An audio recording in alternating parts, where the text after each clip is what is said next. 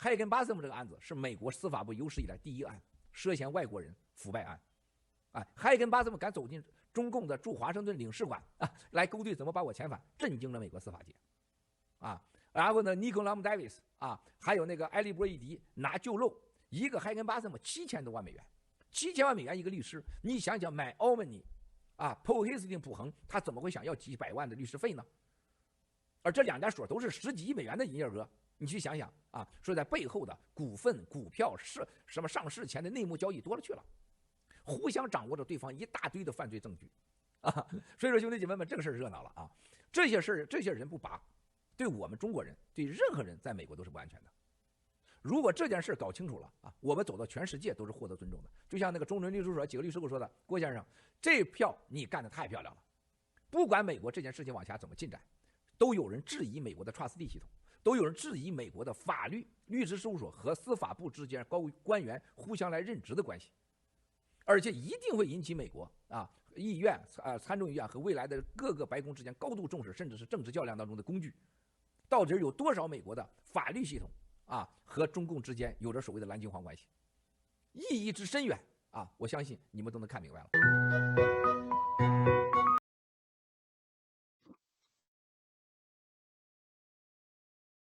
So, okay, good morning, good afternoon, and good evening. Welcome to another episode of the CCP Reality Check special series live streaming. I'm your host, David Starwatcher, and together with me tonight is our co-host, Nancy. Hello, everyone. I'm your co-host, Nancy, from the new federal state of China with Washington, D.C. tonight. Thank you very much, Nancy. And I'm also from the Himalaya, Washington, D.C. farm of the new federal state of China. So we have already looking through from last few episodes of the special series. We not only looking into the new updates of Miles Guo's bankruptcy case, but we also looked into some of the cases that exemplified on the CCP's unrestricted lawfare that waged against Mr. Miles Guo. For example, we looked into the case of George Higginbotham. We looked into the case of Nikki Lobb Davis. We also looked into the case of Joe Low. So for tonight, we were going to look into the case of Mr. Elliot Broidy.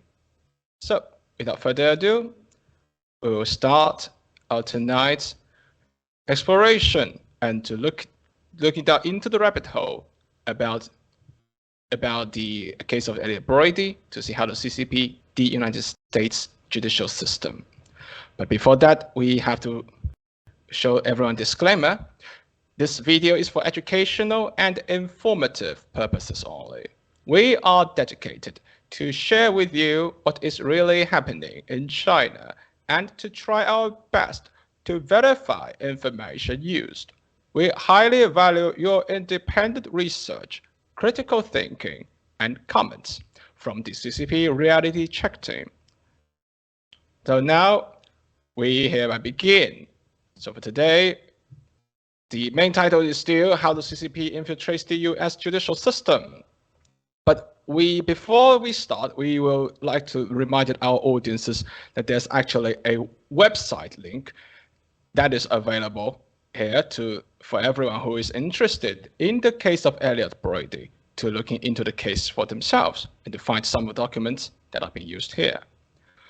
So we move on to the next one. Let's look at tonight's case. This is the episode 7 of the special series, and it's for the case. It is the case of Elliot Broidy, case number 120-CR-00210CKK. Okay, let's move on to the next one. We do the quick recap. So this is a recap of the episode 6 on the case of Nikki Lobb Davis. So we're now still looking into the news that is published by the Department of Justice, Office of Public Affairs, on Monday, August 31st, 2020. And Nikki Lobb Davis had pleaded guilty to facilitate back-channel lobbying campaign to not only drop the 1MDB investigation, but also to remove a foreign national to China. And this foreign national here is Mr. Mao Score. Let's look at the next one. Here's a quick recap. Yeah, Nancy? Okay, so this is a detailed summary. Yeah.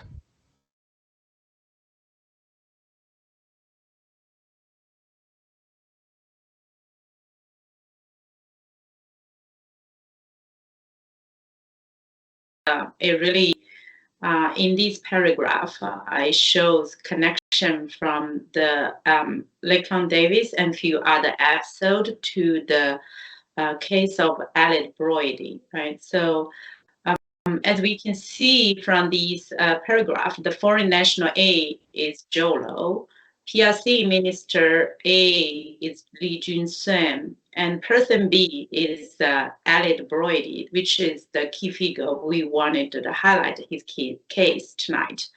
And defendant in this specific paragraph is referring Nicholas Davis. Person A is Press Michelle. So in this whole paragraph, it says on about May 18th, 2017, Press Michelle, Elliot Broidy, and Lakeland Davis traveled to Hong Kong and Shenzhen, China to meet Zhou and Li Junsun in a hotel suite. Li Junsun asked Elliot Broidy to use his influence to high-ranking U.S. officers to advocate for Mr. Mao's removal and return to CCP China regime. Today, we are focusing on the case of Elliot Broidy.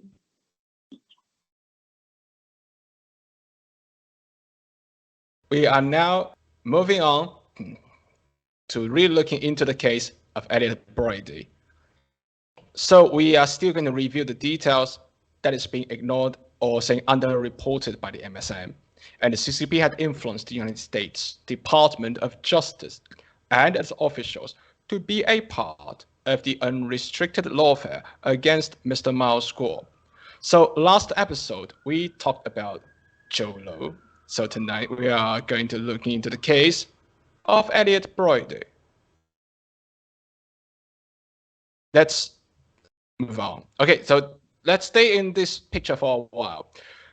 Let's do a quick recap on the roadmap. So this is the roadmap here. It shows the CCP's unrestricted lawfare against Mr. Mao's score. Again, in our special series of the CCP reality check, we show how the CCP infiltrates the US judicial system, and it's actually focusing on how it reviewed the CCP. We are going to review how the CCP's unrestricted lawfare is waged against Mr. Mao's score.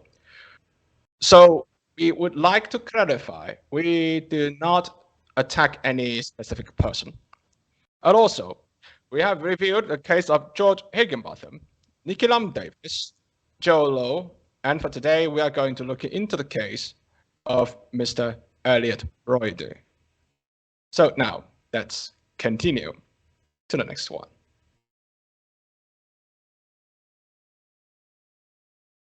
All right, so now we are going to look into this press release from the Department of Justice.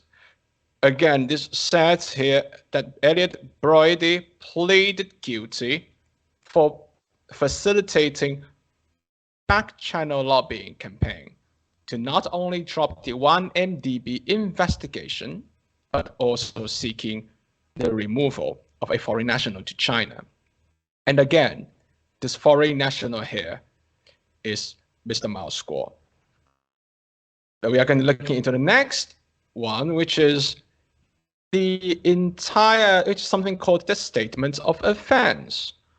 So before that, we would like to show our audiences that actually Elliot Broidy had pleaded guilty to the FARA, Foreign Agent Registration Act violation on October the 20th, 2020 in Washington, D.C. So this statement of offense is a entire list of what we call as saying the states. We are going to looking into these three little red circles and a red underscore. The first one, it says it's stating that the charges. Broidy specifically agreed to lobby the administration of President of the United States, and the foreign national A here, we already help our audiences to figure it out. It's again Joe Low. Nancy, you might have some, you wanted to share something after you saw Joe Low again in this particular case, right? Yeah. What just that I hope we can find more details into these connections of Joe Low to the CCP regime, right? But here, again, I'm surprised to see that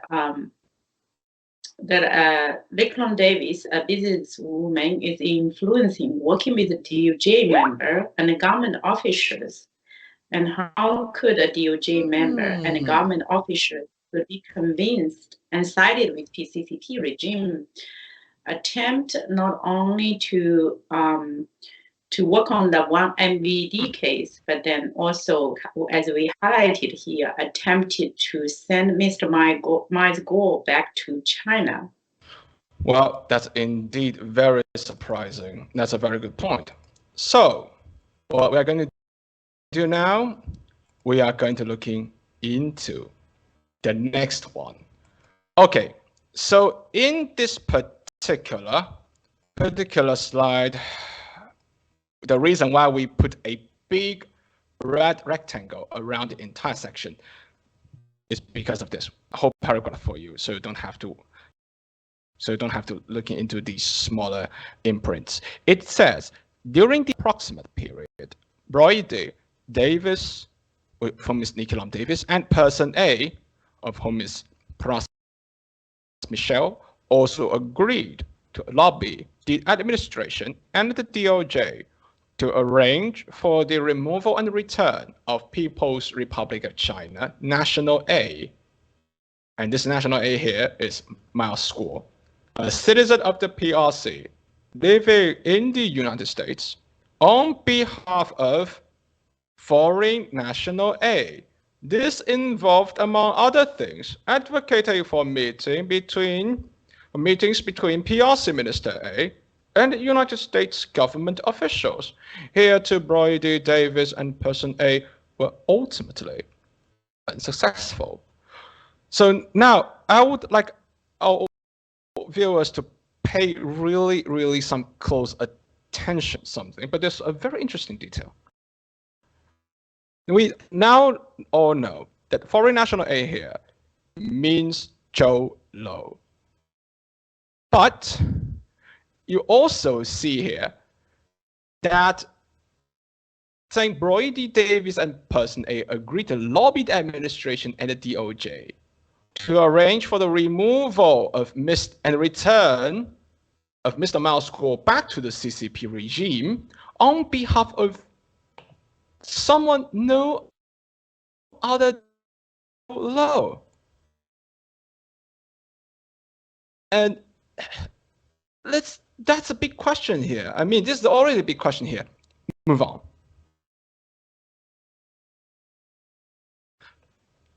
There's something more coming up here. It says that foreign national A agreed to pay Broidy $1 million. Again, foreign national A is Joe Low, and person A is Pras Michelle.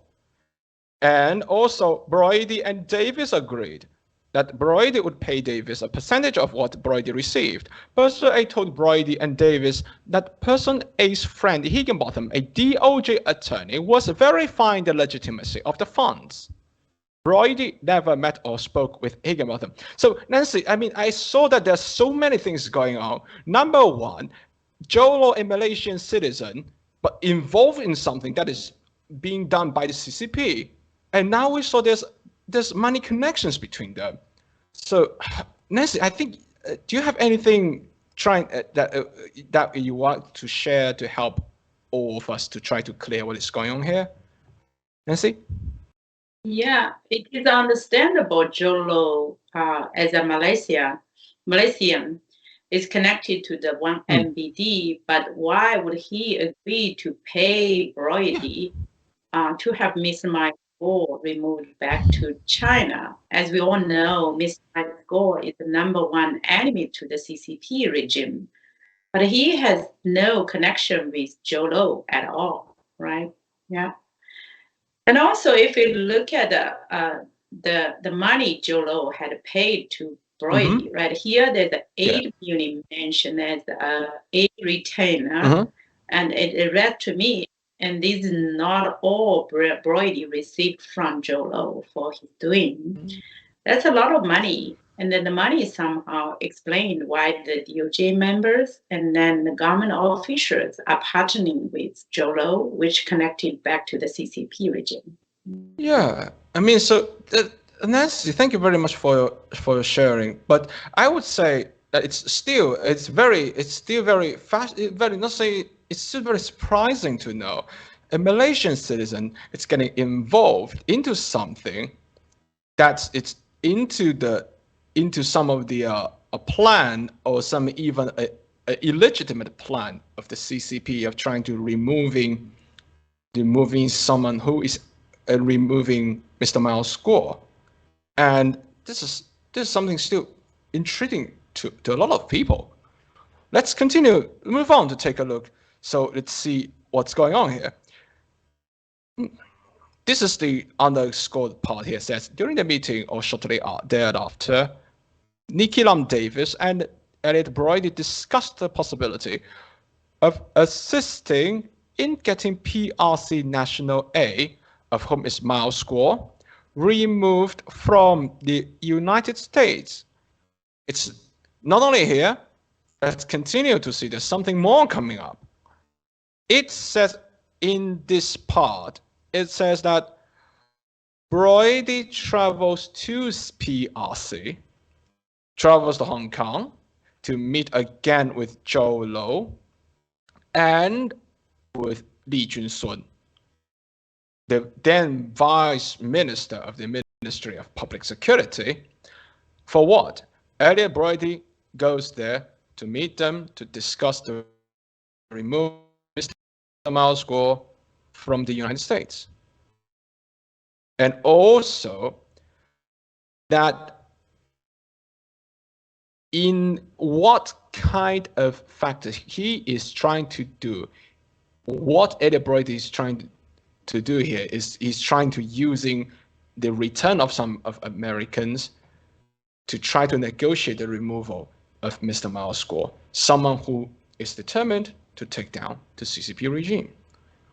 So let's move on to see what's the result for Elliot Broidy. Okay, so now we see the two parts here. The charges for Mr. Elliot Broidy is that he acted as an unregistered agent of a foreign principal. And he will be to see this place, the highlighted part. He will be facing a maximum sentence of 5 years of imprisonment.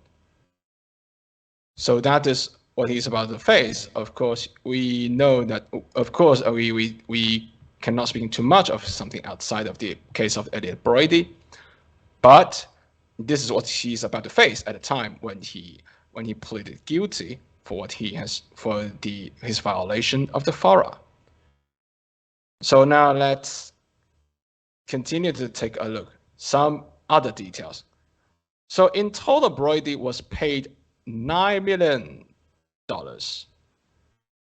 And it's on or about August 10th, 2017, Broidy texted person D, we don't know who he is, but someone related to the case, regarding the meeting between Malaysian Prime Minister A, of whom we already figured out for you, this is Najib Razak, the former Prime Minister, and Najib Razak is also a key figure of the CCP's unrestricted lawfare against Mao's score. So now let's continue. So now we are about to reach the end of the entire case of Mr. Elliot Broidy. So we are going to do a quick recap. So these are all the people that are involved in the CCP's unrestricted lawfare against Mr. Mao's score. And Bruno Zhongwu is the mastermind of the lawfare. We already shared the case of George Higginbotham, Joe Low, Nicky Lam Davis, and Elliot Broidy, of whom 4 of them have pleaded guilty. So Nancy, before we end today's episode, there's so many things going on here. Do you have any questions that comes into your mind, or if there's anything that you would like to share with our viewers? Nancy? Yeah. Again, as we mentioned earlier in our every episode, right? Our CCP reality check special series on how the CCP infiltrate U.S. judicial system are focusing on reveal CCP's unrestricted lawfare against Mao's goal, which from all these mainstream media, we don't see they mentioned the CCP's intention, try to attempts to remove Mao's goal back to China. But from all of the cases we have been revealed, every single case, it shows CCP had paid and involved a lot of money, try to have Mr. Mao's goal sent back to China. Just imagine a regime and a government is involving so many people in outside of China, and then to play against a single people, that which is Mr. Mao's goal. And then that's our intent in our special series, just try to show how evil the CCP regime is. And our we does not mean to attack any specific person or case that we shared here. Yeah, and also it is we have to say that we do these things, we do these live streaming is just because we wanted to reveal some of the very not very much noticed way the CCP not only just trying to infiltrate the United States, but we also wanted to reveal to our viewers to see what the CCP is trying to do to the United States. It's actually very horrifying to think that so many people just saying it is actually very surprising to see that a lot of people are getting involved just in the CCP's ploy, just simply because CCP wanted to remove someone from the United States. And I have paying attention. I've already take a look in our live chat section, and Sam, of whom is a fellow fighter, he asked 2 questions. So these questions are the ones that we have that before we end this special episode today. 1, how many Elliots across the United States are still there, trying to sell the American, trying to do the same thing as Elliot Broidy is doing. And also, he also asked, are they going to choose money, or are they going to choose moral? US elites should ask themselves. So, without further saying, this is the end for today's special series episode 7. So please stay tuned, because looking into the case of Najib Razak in the next episode, the case of the former Prime Minister of Malaysia, because he is involved in the CCP's unrestricted lawfare as well. Thank you for joining us tonight. Thank you for joining me and Nancy. We wish you all have a good night, and see you next time. Thank you. Good night. Good night. See you. Bye.